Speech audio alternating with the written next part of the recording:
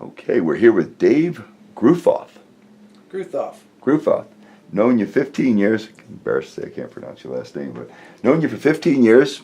Been talking about this for 15 years to sell. Today's the day.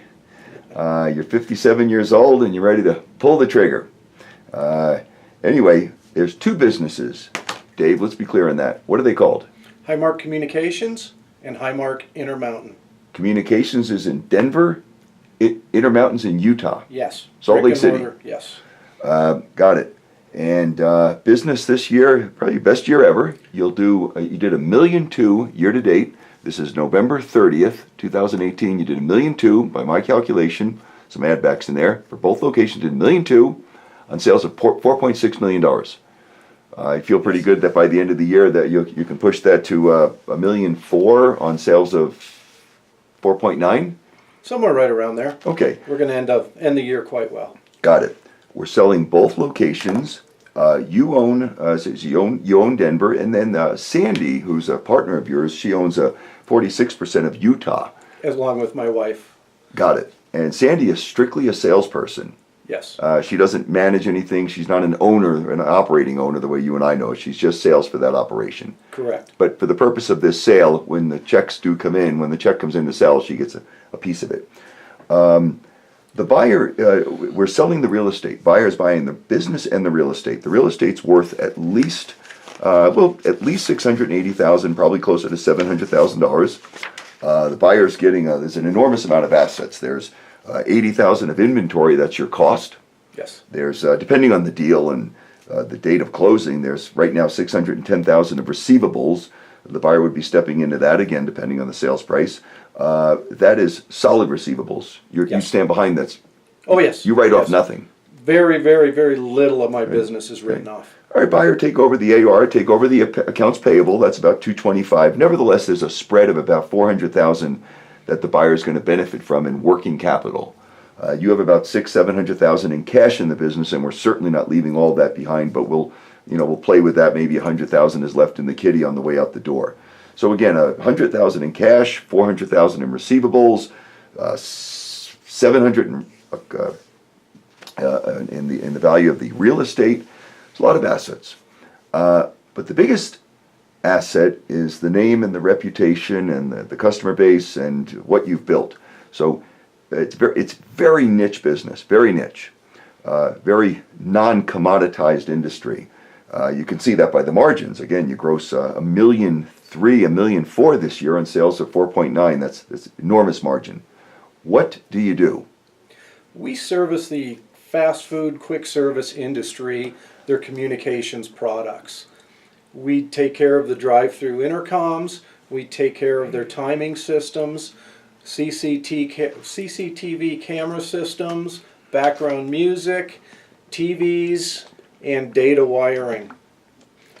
Audio from the standpoint of when a car pulls up to a fast food restaurant, they pull up to the order point, the bell goes off, we take care of the sensor in the ground, the customer greets them, or there's an automatic message that greets them. We take care of the headset system that they talk to you on. We take care of the timer system that times once you pull up to the drive-through.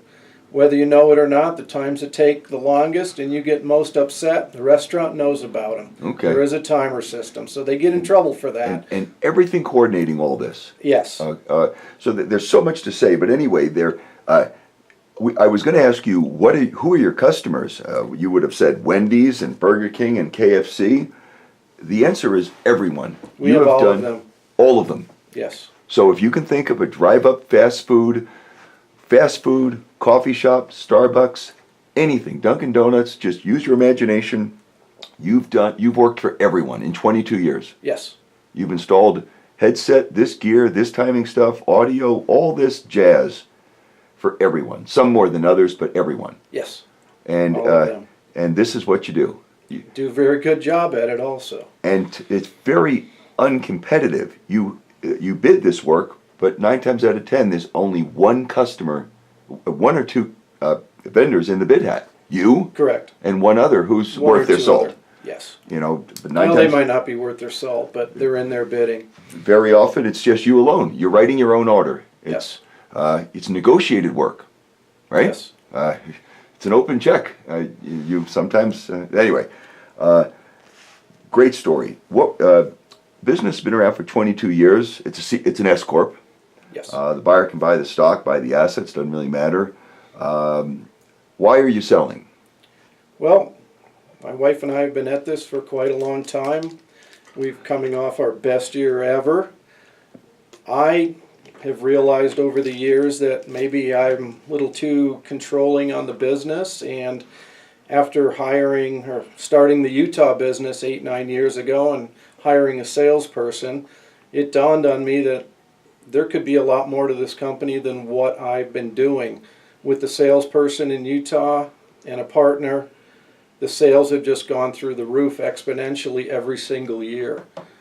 And it started Sandy being the only salesperson there. in Utah. Got it. And seeing the growth over there happen with that, with my direction on the technical ability, it dawned on my wife and I that we might not be running this business right.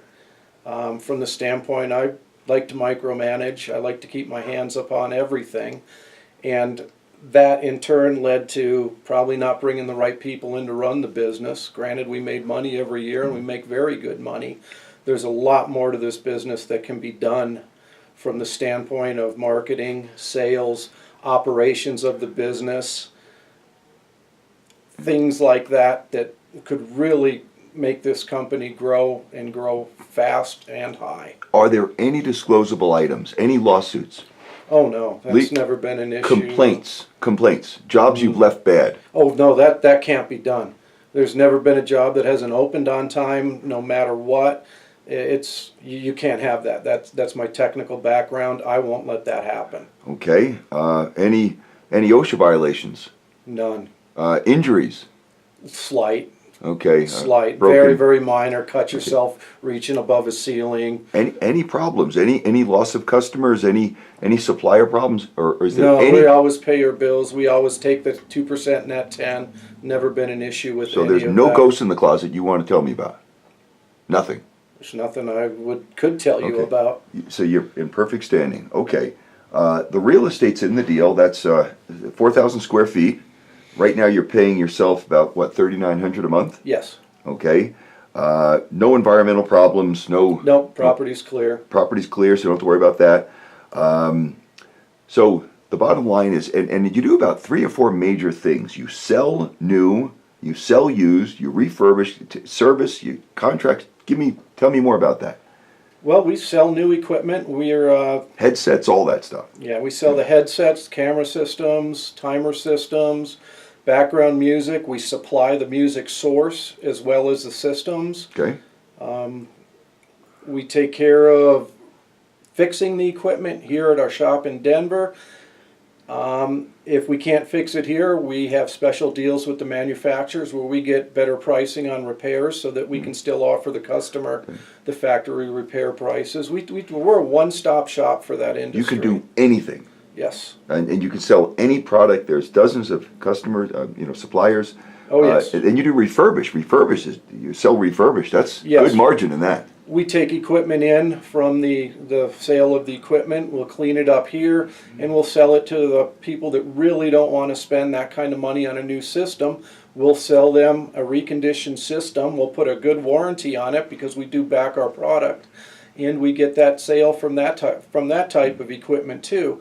And that's a good stepping stone for a lot of the businesses that are starting with the drive-through, so they can buy a used system, get it, find out that they are making money through the drive-through, and then we'll sell them a new system, take their old system back on trade, and Okay. they're doing great. And once they open up a new store or franchise, we're there to help. And now you also do TVs, point of sales service, point of sale stuff. Well, we don't do the point of sale. That would be a real good market to get into. Oh, that's what your customers are wanting. Yes. Okay, and you haven't been furnishing that. No, we haven't. Okay.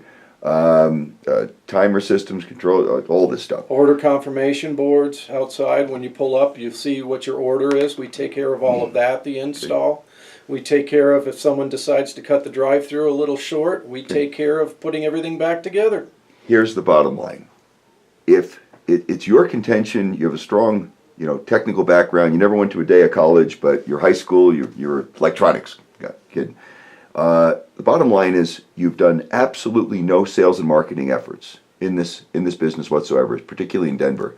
There's been no salespeople here ever to go No. out and get work. No. It's grown strictly through word of mouth and reputation. Yes. Okay, so it's your statement. You've never had a salesman. No. You've never done any sort of mailings, mass mailings, cold calling, none of that. No. Okay, so it's all been just inbound. Yes. Okay, so the point being that if you're doing this well and you're just receiving calls and supplying bids and doing orders, doing this work, it suggests that someone could double the business. The demand is there. The market is there for all Yes. this stuff. The This market equipment needs is to be there. turned every 3-5 years. Correct. Obsolescence kicks into this equipment real quick. Oh, yeah. Yeah. you know, I mean, it breaks, you've it got to wears, it breaks. understand the employees and the people that are using these are beating up on them. Okay, There's so a it lot has a of life maintenance. and it needs to be turned. Yes. You've done the same customers 4 or 5 times with new stuff. You're making me sound old, but yes. Okay, but no, they're like, again, with just some names. Give me some quick names. Wendy's, Wendy's, McDonald's. McDonald's, Burger King, KFC, Arby's, Good Times, a local chain here, Starbucks, Dunkin' Donuts, And Hardee's, I keep interrupting. Popeyes. My mother always told me to interrupt. It's a good thing. Hundreds of locations. You've done dozens and dozens of locations of many of these. Thousands. Thousands. So Yes. you could have done 150, 200 Starbucks in the West. We could, yeah, we know, work on that many. You- There's you've probably done- more than you've done that. 200 McDonald's in Oh yes, that's just Okay. locally in Denver. Okay. It's hundreds more than Okay. that. So the whole West, you work in about a 7 state region. You certainly have done dozens of states. Yes. You've operated in dozens of states. You can operate in any state, Well, we're in 40 states. We've sold and we operate in. but your bread and butter has really been the Midwest out here, the Rocky Mountain Rocky region. Mountain region. Rocky not Mountain region. Midwest, yes. And so that's where you've been, and that's it. So there's really nobody doing exactly what you do, half as good as you are. Yeah, there's no one doing it in this area Okay. like we do. No Okay, one. so, and these are all existing customers, and all someone would do if they wanted to double it and bring it right to $9-10 million, all they would have to do is hire one or two, just one salesperson that would go out and call on existing customers. We've never advertised. We've never spent any money on advertising. It would benefit the business to have a salesperson or two. We've never done any of the national shows. We've never done No trade shows. No trade shows, no national trade shows, no regional trade shows, no local trade shows. So there's been no business development efforts. No. So again, 10 years ago, you weren't quite where you are today. You know, you were still not an unknown, but you hadn't done the volume. In the last 10 years, you built a name and a reputation with every single fast food, business that you could expand upon and strengthen. Yes. Just and through you- reputation and word of mouth. Plus, you do these things right now. Say we do this, this, this, and this. But there's a myriad of other things that they want, or they don't even know about, that you could furnish them and bring in, but you don't supply it. You just haven't even pursued it. Correct. Give me examples of things you could annex on to existing services. Point of sale systems for your ordering. The point of sales Okay. is one of them that we could easily get into. The new thing in the business now is digital menu boards, digital signage. So when you go into a restaurant now and you look up, you'll see the menu changing. You'll see the coffee smoking. You'll see all this done on TV screens. The digital advertising in the stores. You do your own orders. You order your own That's burgers the and- ordering kiosk. That's Okay. turning into be another big deal. You haven't touched any of this stuff. I haven't touched any of it. The outdoor signs, where now the menu boards aren't static anymore, they are going to be the all digital order boards. We have not gotten into that. Okay. Now again, these customers know you, they love you, they trust you. You've never let them down. They would, if you ask them, say, listen, we want to do these other things, they'd give it to you. Yeah, we've been asked to do it, and we just They haven't prefer done it. they prefer one-stop shopping. That's much better to them. You know, when you're taking care of 3 or 4 pieces of equipment, it's a lot easier to call one company to have them fix their headsets, take a look at their camera system, and wonder why their music isn't working right, and only get one bill and 1 hour of billing instead of try to call 3 different companies. Now, this sounds pretty technical. Must the buyer have any specific technical background, or do the technicians in the field and in the bench here, do they do everything? Well, they do just about everything. I mean, that's the situation that we're in right now is the technicians are all starting to do the work that I used to do and that I took care of, and now they're able to do all of this. So I'm at the point now where, I'm looking back at the business saying, think of what this could have been. What could have happened if it was run as a true business with management, sales, and all that. You got great techs here? Yes, I've got a tech here that's been with me for 15 plus years. Okay. I've got I've got just wonderful techs. They're hard to get. Once you get them, you take good care of them because you don't want them You tell me leaving. that this guy, Gus, he's the best in the world. And he's better than me. Okay. I mean, who else? Give me some more names. You got 2 bench guys, 3 field We've got guys. Christian who runs Utah. The guy is just absolutely amazing. The guy knows just about, well, probably as much as all of us do know. Okay. He's well great. paid. They're all well paid. They have to be well paid. They have to be well paid. If once you find a good tech, you've got to pay them well, and they'll treat you right. We've got another tech, Colby, out in Utah, that's just absolutely wonderful. Okay. I've got techs here in Denver that are just I can't talk enough good about them. So they've been here forever. I've got They're Tim well on the paid. bench. Yep. They're not going anywhere.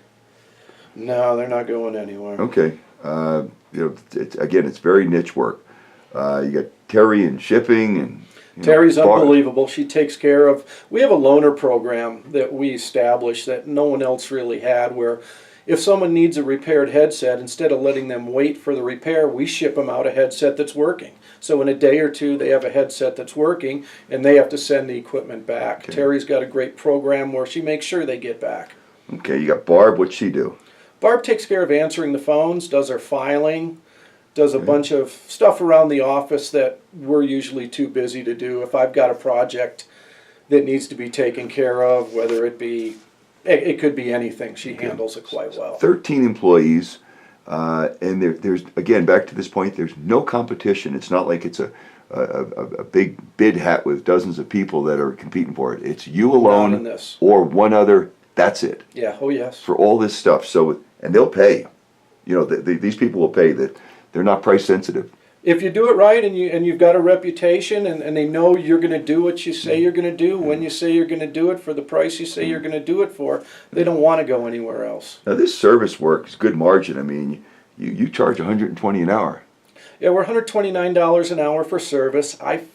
What's your cost on that? Well, Utah's $135 an hour. Denver's $129 an hour. I figure we're about $55 is my cost Okay. per hour on that. That includes the van. That's all the costs associated with having a tech. So there's a good margin. I don't charge travel in the Denver metro area. All my competitors' rates are much, much higher, but I really don't want to push it by getting close to their rates. I figure that's a pretty good margin for us. Okay. Now Sandy, she's the sales girl out there in Utah. She's fine staying. In fact, she's not only fine staying on the cell. That's a strong preference. She wants to stay. That's all she's done her whole life. She's darn good at it. These customers have been her friends for 20 plus years. That's all she wants to do. And you're fine staying on an as-needed basis for 6 months, a year, whatever it takes to delicately transfer this business to the new owner. Once again, I'm kind of hands-on, but I'd have an interest in the new owner, making sure that they're comfortable, my customers are well taken care of, and that they're able to do a smooth transfer. Okay. So yes, I would be willing to do what it takes. Okay. And you've done 10,000 jobs in your project. 10,000 jobs have you done?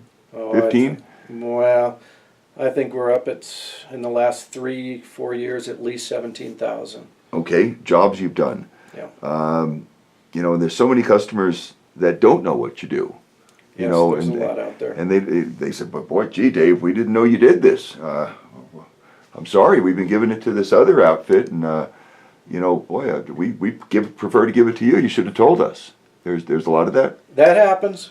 There's phone calls we get where we just turn the work down because we're busy. And now, we've been talking about these large national companies and international companies. There's a lot of one-offs, mom and pops. The burrito shops and breakfast joints, stuff like that. they have a need for all this equipment, don't they? Yeah, Sandy's done a real good job going after that in the Utah market, and it's turned out real well for her. But she's had to go out and search them out and get the sales. But once she gets them, they happen. And this equipment constantly turns. Not all of it, but it just it gets beaten up, broken down, obsolete, problems, and so they're always needing new stuff. They're always needing service, and the need for the new stuff comes about when the manufacturers come up with state-of-the-art equipment that is better than the old equipment. Yep. So you have better audio quality, you have a better length of service of the equipment. So the change in technology will bring about the need for new equipment. The abuse of the equipment will bring about the need for new equipment. What about service contracts? I know you don't do a lot of that here, but that seems to be a huge margin. You get reoccurring revenue. Yes. You could get $1 million a year in reoccurring revenue, steady people paying on a monthly basis $1 million a year, and that would be an annuity. You haven't built that up here. Utah's done a very good job. You can see on the books what Sandy has done by selling that. That is something that can be done nationwide. It doesn't have to be people here. But almost local. nothing here in Colorado. Not much here in Colorado. Okay. You know, and getting on the reoccurring revenue, the music, the background music and the providers is a very, very good source of reoccurring revenue for both businesses. So you haven't been selling or upselling any of this stuff, you know? Not really, no. no. You know, okay. You got about 20 customers in Utah that have these contracts, but they may have 50 or 100 different locations. Correct. You know, so KFC may have 150, 200 locations as one of those customers. Easily, yes. Okay. What other states are just wide open to be serviced, to be sold to, that you guys just haven't gotten there? Because half your revenue's in Colorado. Half of this $5 million a year, what is it, $5 million? Half is here. So, you know, what states are you just ignoring, just passing on? It's not as much ignoring, but if we had a tech in South Dakota, the Black Hills, Rapid City area, we would do very well up there. Wyoming is wide open as far as business up there with the oil and the coal finally booming. That's doing very well. There's just markets all over that can be looked at. Okay. From a standpoint of service, from a standpoint of maintenance contracts. Okay. Must the buyer have any, you know, technical background? We talked about that earlier, or would it be more important business background, since you have a lot of technicians here, but nobody really driving business development? Well, obviously that seems to be the problem, is the person in charge has too much technical ability and not enough business ability. So I think with the help and the employees here, the technical aspect is very well taken care of. What it needs is a business person to come in and run it as a true business instead of a technician coming in and doing very well at taking care of the customer. You got 4,000 square feet here. Could you do $10 to $12 million of production out of here? You know, bench space. You could easily do that. I've got 3 or 4 offices here that are just used for plain storage. I've got a building out in the back that can be used for plenty of storage. So there's the ability to do that. We do have a shipping and receiving loading dock semi-height, so that's easy to bring in. We can bring in some long trucks and some pups.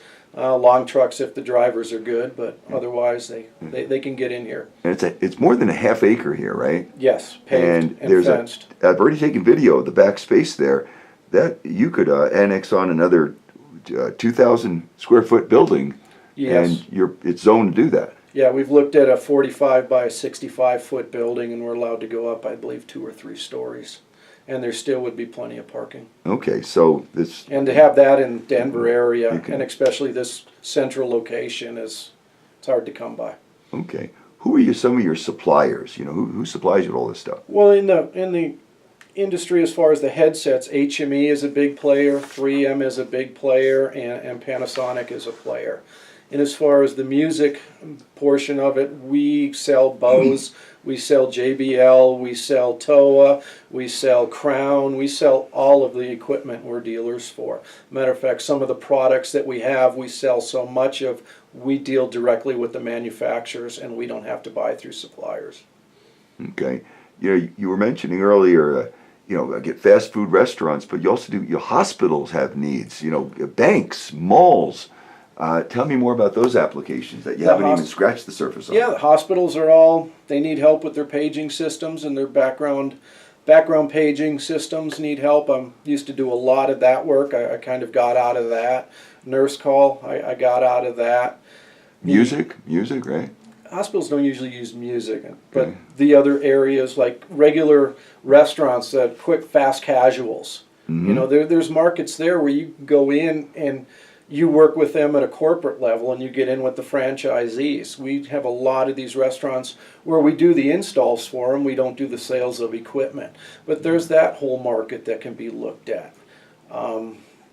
There's just so many other aspects that can be exploited. Banks, we didn't sell the product, but we do all the key banks and their video walls here. We take care of all that for the install and the service, and there's hundreds of those that we've done. The mall systems, you can go in and get in with one of those, and we do a lot of mall stereo background sound systems. How about restaurants? Food courts? Cherry Creek, we're in there. Food courts. Yeah. You know, you don't even think of these things. I mean, we all go There's to it every much day. you can do. There's so much you can do that's not based around drive-through industry that we can get into. We're constantly turning down calls for apartment intercoms, for business intercoms, for school intercoms, and this is just a market that's out there that we're getting cold calls on that we're turning down. Okay. You know, what would be other areas of growth? You know, do you get down and sell in Pueblo and Colorado Springs? I mean, well, we do a lot of work down there. You're only getting a small subset of all of these restaurants. Is that fair to say?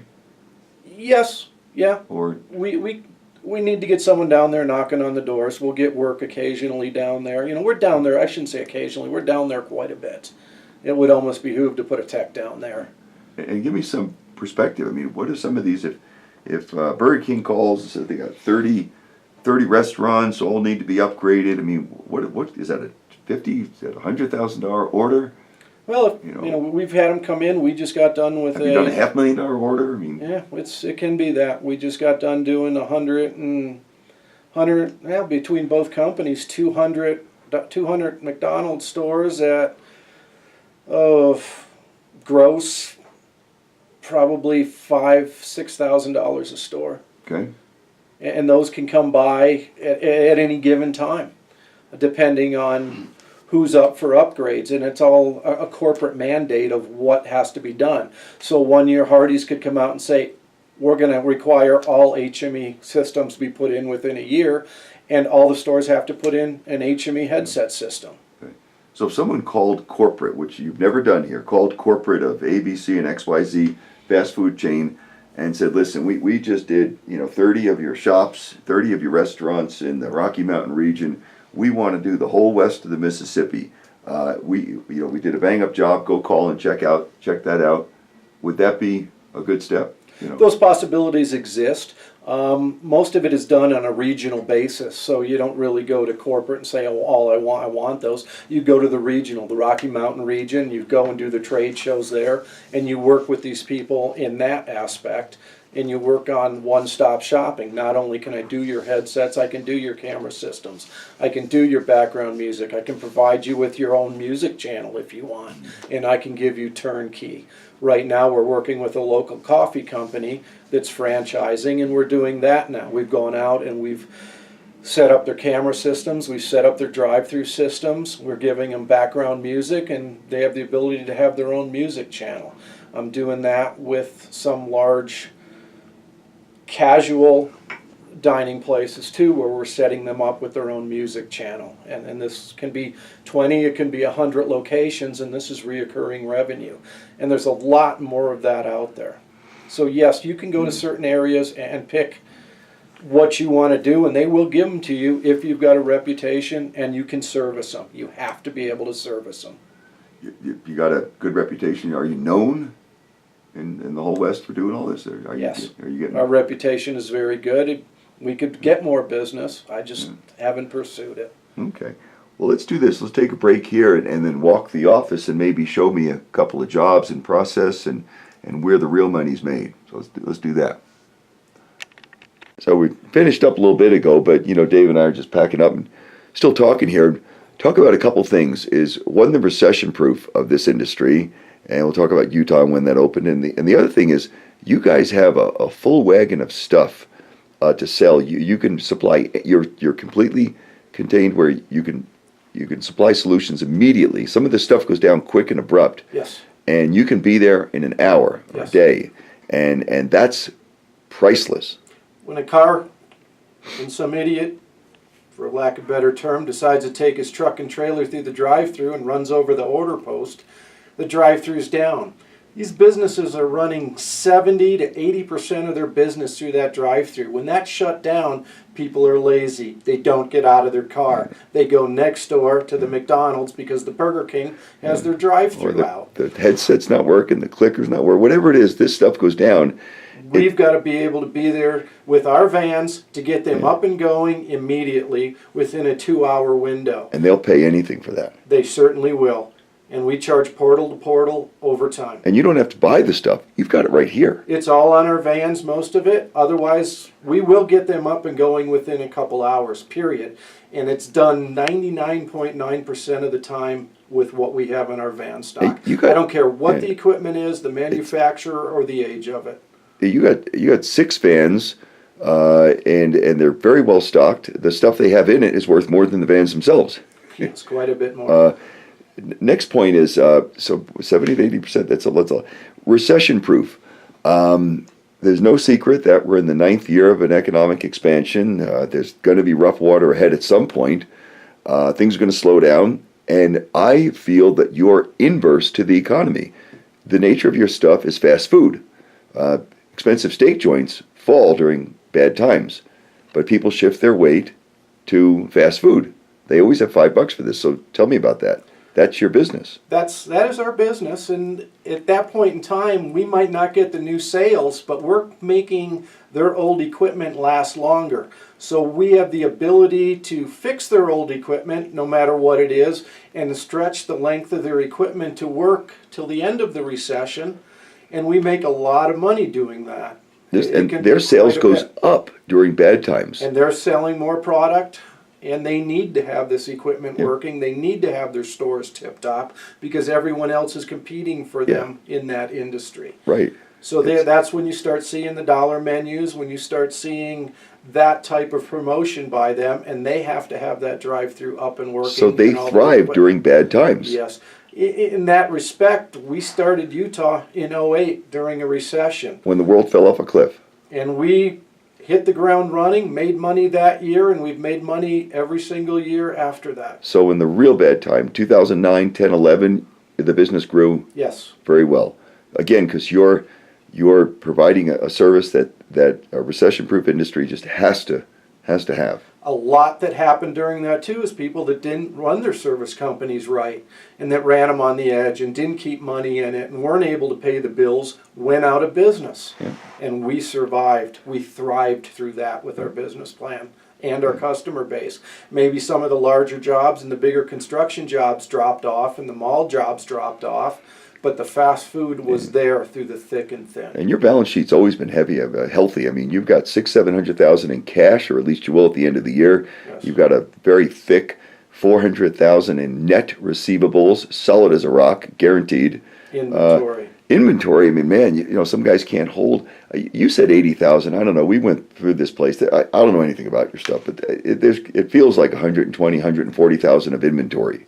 Yeah, it probably is. Okay, leave it to me to push it high, but No, I just as you think like about to it, figure them right, yes. And once Okay. I start thinking about all 6 vans, both locations, Utah and Colorado, it's up there. and then assets. In addition to the real estate, the assets. There's a lot of tooling here, a lot of testing equipment. Yes. Between the trucks, Utah, here. I mean, there's the vans. I mean, It's a lot. $150,000, $200,000 in assets. Yes. that would need to be replaced, or it's what it's worth today. These tools don't, needle nose pliers, they don't turn every 3 years. They've been around that way for 30 years. And the test equipment. And So their this stuff saw is cut worth equipment. what you paid for it. Yes. And there's a ton of it here. Yes. So, And you're you very, need it. yep. So you're very well outfitted for this. Yes. Okay, just wanted to make that point. Thank you. We're talking here that there's two different entities, two different companies. HM, Highmark Communications in Denver and Highmark Intermountain in Utah. The reason for the two companies was we were approached by one of our large suppliers that really liked the way we were doing business in Denver and liked our business plans, and the companies that were in Utah were flailing bad. And we were asked if we would be interested in starting my business plan that I was so successful here in Denver with in Utah, and getting that going. and the reason you have a separate company is because of Sandy. We have a partner in Utah that was the lead salesperson for Muzak, Mood Music, who wanted to get out of that company, and we approached her as a business partner in this we needed a partner in Okay. Utah. We needed so someone there. So we're just talking here. You have two different companies, HMI and HMC. Right, Highmark Communications, Highmark Intermountain. Intermountain's in Utah. The point being that you have another entity there, another S corp, is because of Sandy, your Yes. partner, and that's how it's been this way for 15 years or so. And the point is that we'll talk more about this, but approximately $100,000 or maybe even more, $100,000 a year waste that would fall to the bottom line, meaning additional net income or cash flow, because you have two different entities that need to talk to each other. There's waste and there's paper and there's opportunity cost of time and just salaries wasted. Give me an example. Cross-billing between the two companies from labor from Highmark Communication, billing Intermountain for paperwork, office work, 2 bank statements, keeping 2 sets of books, Two tax returns. 2 tax returns, accountant paperwork, all that. It could all be one company now instead of 2. Because when a buyer buys the business, they absolutely should consolidate both Yes. into one S corp. Yes. I mean, that's a no-brainer. Yes. But the benefit would be if you're grossing $5 million, like you are in the 2018 here, another 100,000 by estimate. 100,000 would fall to the bottom line in savings. Yes, plus you've got a better negotiating with the manufacturers. You're not two companies. You're one company now buying all the products. Because all these suppliers have to deal. They have to bill HMI Yes. and bill HMC and. There's pay- some products one company can buy that the other one can't buy because of territory. So If nothing else, it pain in the ass for them. yeah, So give me other examples. There's a couple there's the job billing, cross billing for who's doing what, the scheduling. Right now, there's 2 different scheduling people that schedule the text. That could all be one. right out of here. Yeah. Okay. By the way, along those lines, should it make sense to open up another location? I mean, it's a great business model. What other city would you open up? Rapid City's prime. Okay. There's places in Wyoming. It might help to put up a building up there for Central Dispatch. Doing a lot of work up in Idaho, but that still could be done out of. There's just plenty of opportunity. Yeah. But bringing everything to the corporate office here and having all this consolidated into one thing again. So instead of making $1.2 million this year in cash flow, it could be $1.3 million. Yes, if it's done right, it certainly can. It sure would be a lot easier to run the companies having it. But it's one very location. inefficient right now having 2 different entities. Yeah, unfortunately, it has to be that way right now. Okay, got it. We just wanted to cover that point. Okay.